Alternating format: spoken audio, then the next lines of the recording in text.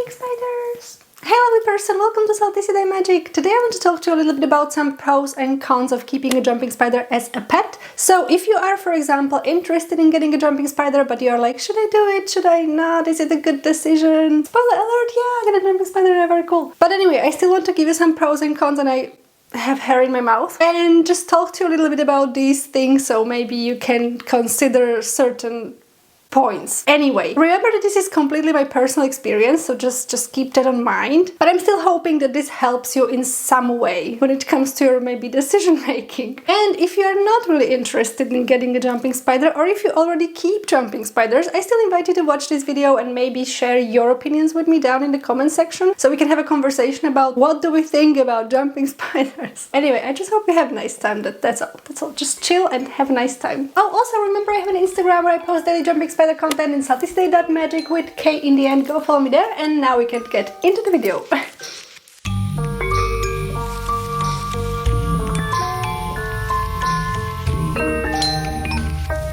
So, firstly, we are going to begin with some pros of keeping a jumping spider as a pet, because obviously I'm gonna hype you up a little bit, okay? I'm gonna hype you up, and later on we are going to just quickly go through some cons. So, the very first thing that I need to say that is an amazing pro when it comes to keeping a jumping spider as a pet is the fact that jumping spiders are very interactive spiders. This is actually something that's pretty unusual when it comes to arachnids, especially spiders, because the majority of spiders are not very social animals. Now, that's obviously not to say that they are like cats or dogs or actual, company animals. I don't know if that's the term, probably not, but you know what I mean. They are still arachnids, okay? Just keep that in mind. Just saying, okay? But when it comes to spiders, jumping spiders, of course, depending on the species, let's say the most popular species, which is the Phidippus regius or regal jumping spiders, they tend to be very curious and they tend to be very prone to interact with you. That's mostly because they are hunters who rely heavily on their vision, so they can actually see things, they can actually see you very well, unlike, for example, tarantulas, and therefore they might feel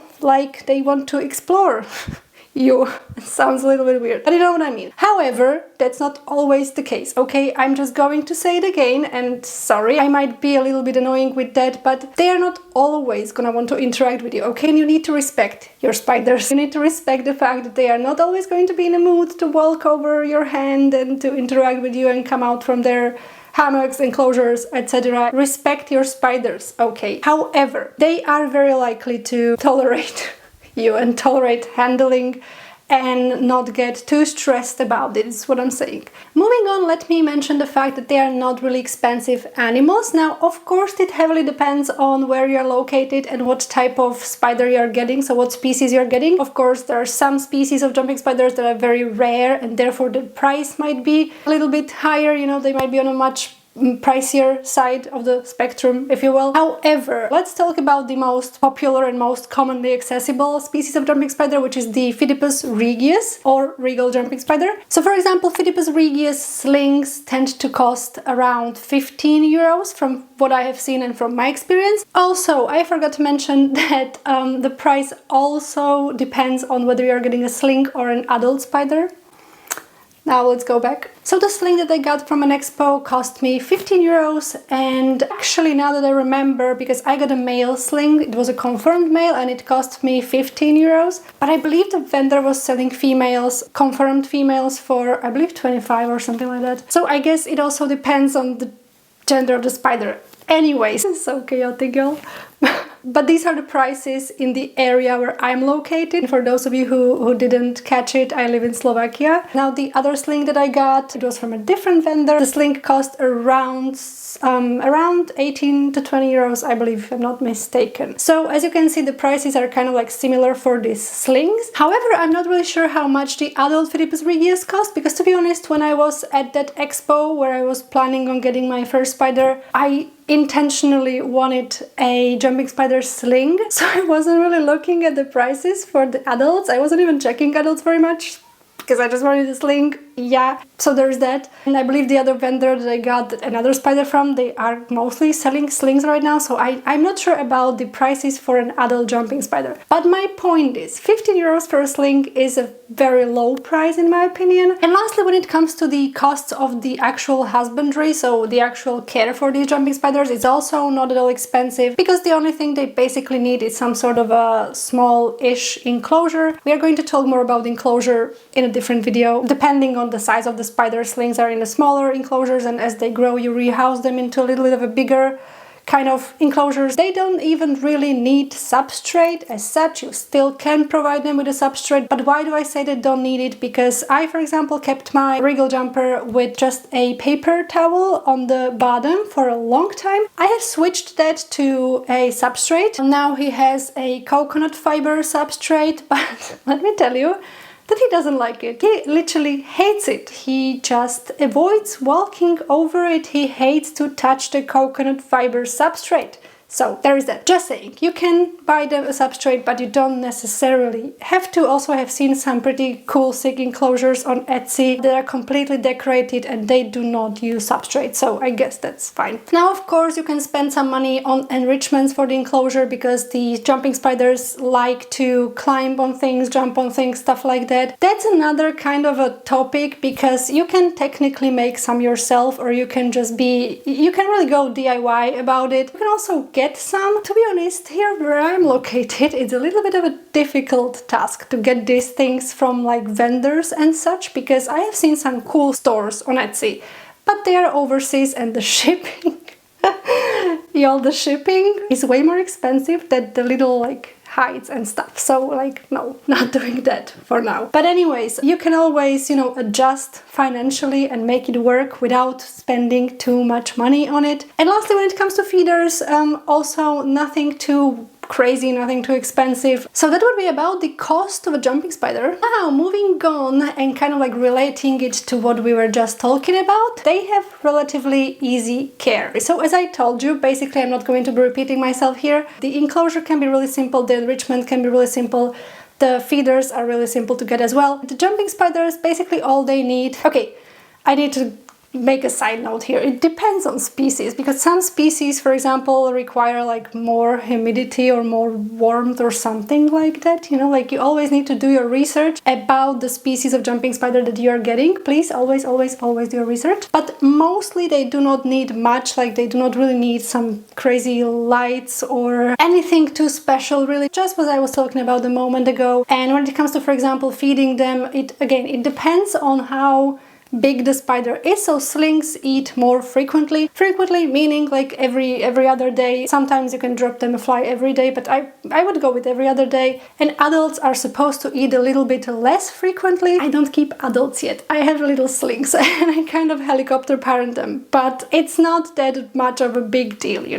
just drop a fly and it's fine. And the only thing that you have to do kind of frequently is misting the enclosure. Every other day is okay. You don't really want to overdo the humidity. That's not good either. You kind of have to balance it out. Trust me, you can figure it out. It's not that hard once you kind of get into it. It's really not that difficult. Moving on, jumping spiders are relatively safe for humans. Now, what do I mean by that? There is a question that arises every single time that someone come across a person keeping any type of spiders, probably, and that's, do they bite? And the answer to that question is yes, they might, but they don't normally do that. I haven't been bitten by my spiders yet. Jumping spiders are known to be really chill and they prefer to like run away when they feel somehow overwhelmed or stressed. But of course, they are still spiders. Let's not forget they're arachnids and they are instinctive animals. So there is a possibility that they might bite you. And now you might be thinking, girl, so how does that make them safe for humans? Well, it makes them safe for humans because even though they might bite you, like in the worst case scenario, their venom isn't medically significant for humans unless you have some weird condition or something. They are generally safe for humans. So you don't really need to worry too much about them biting you, even if that happens, which is very rare. But even if it happens, it's not supposed to hurt you in any significant way. Now, I would still be careful. Of course, I'm not a doctor, so don't completely take my word for it, but the majority of jumping spider keepers would agree on the fact that the venom of a jumping spider is not too medically significant. The bite might be painful, it might cause you some discomfort. I know I haven't been bitten, I don't even know what I'm talking about here, I haven't been bitten yet. Though I don't know, with the character that my older jumping spider has, that might happen someday, I don't know. He's crazy, he's lunatic, he's bipolar, but that's about that.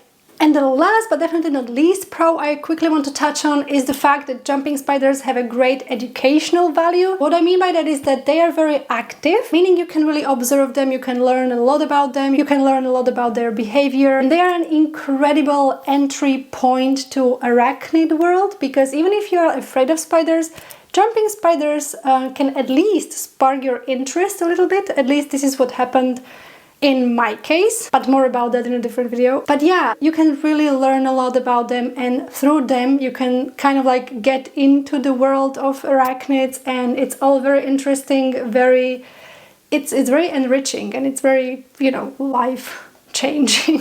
It really is. Okay, and now let's talk about some cons. I'm gonna try to go a little bit faster through this because I feel like I've been rambling forever, y'all.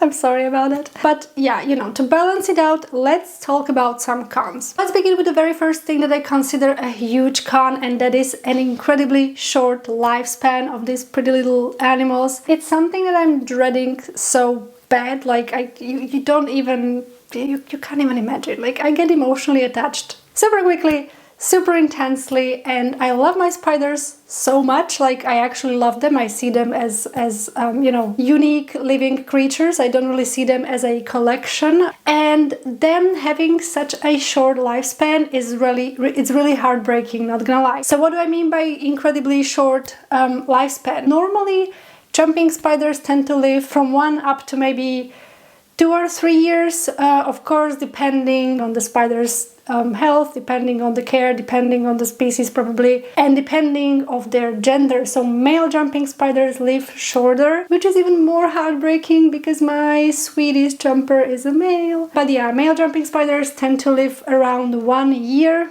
and female jumping spiders tend to live a little bit longer, around 2 to 3 years, again depending. That's really not a lot of years. It's heartbreaking. I don't even know what else to tell you. It's just be ready to be heartbroken if you choose to care for a jumping spider, and they will leave eventually at some point, and it must be terrible. And I don't even really want to talk about it very much because my spiders are still slings, and I really am not ready to think about it. But it is what it is, and I really need to mention that because it can be really disheartening. Just a side note, but tarantulas tend to live long time. Females do, from what I understand. Yeah, just saying, something to keep on mind, sadly. The second con of keeping a jumping spider as a pet, they can be so freaking bolty sometimes. Like, if you want a calm animal, like, you know, if you want a calm type of spider, something that you can feel in control of, even though I don't really think there's a spider that you can feel completely in control of, as in, you know, it will not bolt anywhere. But jumping spiders, you know, they can be really chill sometimes. Yeah, they move really slowly, very, you know, elegantly and whatnot, and then all of a sudden they snap and they just start running and jumping sometimes. And I'm speaking from experience, solely from experience here, because my jumping spider, my oldest jumping spider, still a sling, by the way, he loves doing that. He loves chilling, he loves being completely, you know, just completely chill, just enjoying. And then all of a sudden he snaps and he runs. And he runs for his life. It can really freak you out, especially if you are new to like a spider world and you are maybe working on your arachnophobia or something. Having a spider running for his life is not the most calming experience, let me tell you that. But on the other hand, you can get used to it. You know, like I'm getting used to it at this point with my spider. My other sling is very chill and calm. By the way, if you haven't watched my videos where I introduce you to my spiders, I'm going to leave the link somewhere. But yeah, bolting, oh my god. Another thing that might be considered as a con is that jumping spiders are known to be escape artists. If you do not provide them with a secure enough enclosure, they will find a way how to leave, because they're very good at crawling up. I forgot what's the term for it, but they have a very good grip, especially when they're slings and young adults. They have a very good grip, they can find a way to escape. Or for example, if the ventilation holes are like bigger than them, please always check. Jumping spiders are like little arachnid cats and they want to explore and they are curious and they will find that little place from where they can just leave and go explore other places. Just be careful with that. Yeah, very active, very prone to escaping. Another thing that I would consider a con is that jumping spiders tend to have these mood swings. I told you right in the beginning of the video that jumping spiders are very active, they're very interactive, but I also told you that it's not always the case. A lot of people might want to get a jumping spider because they get the idea that, oh, these spiders are like really, you know, they're like little arachnid cats, like I said, and yes, they are. However, as I mentioned a couple of times in this channel already, they don't always feel like hanging out with you. Humans sometimes think they can just force them to do so, and first of all, that's cruel. Second of all, it's just not very healthy, nor for the spider nor for you, because the spider can get stressed and you can get bitten. Just imagine, they are so small. You as a human are so huge, and when they don't want to interact with you and you kind of force them to, it's terrifying. It must be incredibly terrifying. So don't do that. Yeah, that might be a little bit of a con because you cannot just pick your spider up when you feel like it, when you want it, basically. You know what I mean? You still have to respect your spiders and you still have to respect your spider personal space. I told you I was gonna be annoying with this.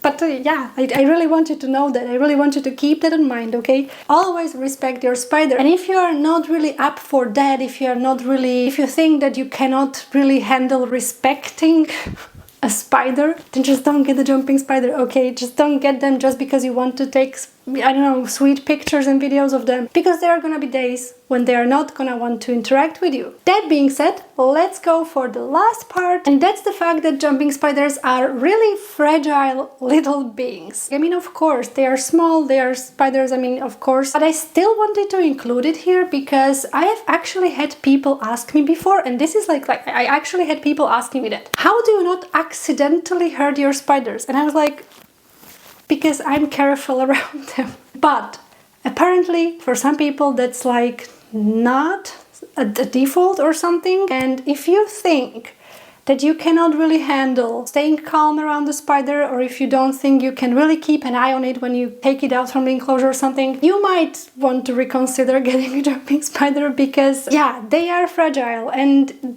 you can probably somehow accidentally hurt them. Now, it's still a little bit weird in my head because I'm, once again, helicopter parenting my spiders, so I cannot imagine I would like squish them or something, because that just, I look at them all the time when I'm handling them or, you know, cleaning enclosure or something. But yeah, you really need to be careful with the spiders because they are tiny and they are very fragile, so just keep that in mind. I feel like I've been here talking to you forever. Anyways, with all that being said, I think that's it for today's video. I still feel like I have so many more things to say, but this is why I said I really want to set up this channel so I can go and talk to you about these things as we go. But anyway, that's about it for this video. So if you have any follow-up questions, or if something wasn't clear enough, or if you just want to ask anything, just feel free to do so in the comment section. Or as I mentioned, I have an Instagram where I'm really active, so you can also go ahead and just send me a DM over there. I'm going to do my best to answer as quick as I can. And if you keep jumping spiders, let me know down in the comment section, what do you think about these?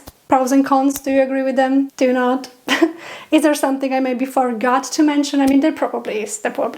And yeah, if you are thinking about getting a jumping spider, get a jumping spider. I already told you, I think that getting a jumping spider is a great idea when you're equipped to care for it and when you're ready to care for it as it needs to be cared for. But overall, they are incredible little creatures and they are gonna totally change your life once you decide to have them. But again, be responsible about it. Always do your research. Yes, I'm going to be annoying with that as well, forgive me. Basically, that would be it from me for today's video. Please like the video if you liked it and subscribe if you're not, and I hope to see you next time. So yay, jumping